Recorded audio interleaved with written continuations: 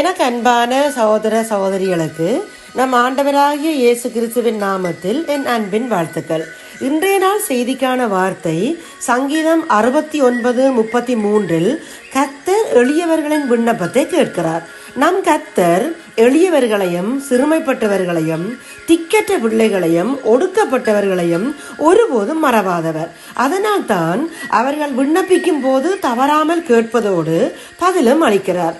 எளியவன் என்றைக்கும் மறக்கப்படுவதில்லை, சிறுமைப்பட்டவருடைய நம்பிக்கை ஒருபோதும் கட்டுப்போவதில்லை என்று சங்கீதம் 9:18 வாசிக்கிறோம். கூப்பிடுகிற எளியவனையும் உதவியற்ற சிறுமையானவனையும் அவர் விடுவிப்பார். அதனால் தான் சங்கீதக்காரர், மெய்யாய் தேவன் எனக்கு செவி கொடுத்தார், என் ஜெபத்தின் சத்தத்தை கேட்டார், என் ஜெபத்தை தள்ளாமலும் தமது கிருபையை என்னை விட்டு விலக்காமலும் இருந்த தேவனுக்கு சோஸ்திரம் உண்டாவதாக என்று சொல்லி தேவனை மகிமைப்படுத்துகிறார். உங்களுக்காக ஒரு குட்டி கதை.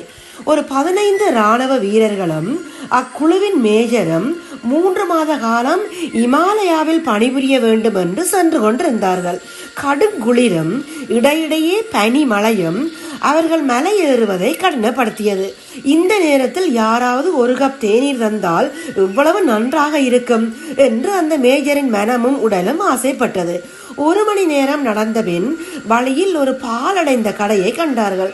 அது தேநீர் கடை போலவே இருந்தது, ஆனால் பூட்டப்பட்டு இருந்தது.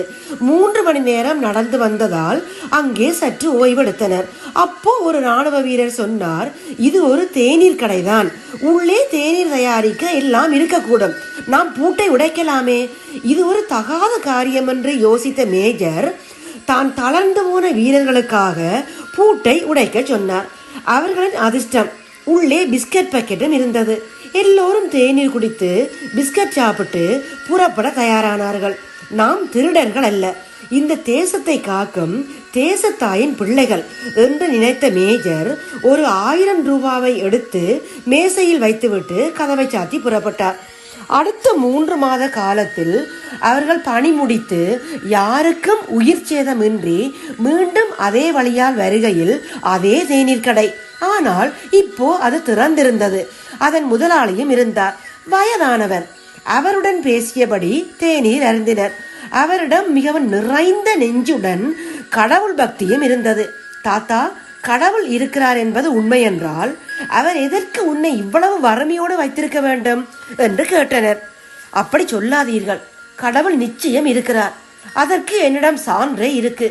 3 மாதத்துக்கு முன்பு என்னுடைய மகன் சில தீவிரவாதிகளால் அதிக தாக்குதலுக்குள்ளாக்கப்பட்டான். நான் என் கடையை மூடிவிட்டு மகனை மருத்துவமனைக்கு கூட்டி சென்றேன். அவர்கள் எழுதி கொடுத்த மருந்தை வாங்க என்னிடம் பணம் இல்லை. கடவுளிடம் கதறி அழுதேன், தம்பி, கடவுள் அன்று என்னுடைய கடைக்குள் வந்திருக்கிறார். நான் அழுது கொண்டு கடைக்கு வந்தபோது கடையின் பூட்டு உடைக்கப்பட்டிருந்தது. சரி, முழுவதும் போய்விட்டது என்று நினைத்து கலங்கி உள்ளே சென்று பார்த்தபோது மேசையில் 1000 ரூபாய் இருந்தது. என்னால் அந்த 1000 ரூபாவின் மதிப்பை வார்த்தைகளால் சொல்லவே முடியாது. கடவுள் இருக்கிறார், என்றும் இருக்கிறார், இதைவிட என்ன சொல்ல என்று முடித்தார்.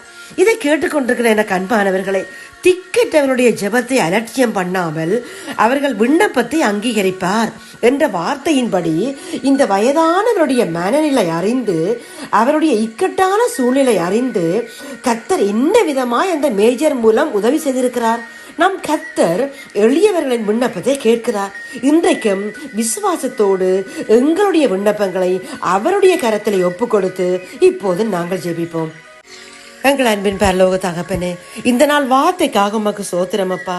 நீர் ஏழைக்கு பலனும் நெருக்கப்படுகிற எளியவனுக்கு திடனும் வெயிலுக்கு ஒதுங்கும் நிழலுமானீர். இன்றைய நாளிலும் இந்த வார்த்தையின்படி பலவித நெருக்கங்களிலும் இருக்கின்றவர்களை விடுவித்து மகள பண்ண அவர்கள் நடுவிலே பனியை போல நீங்க இறங்கி வாங்கப்பா.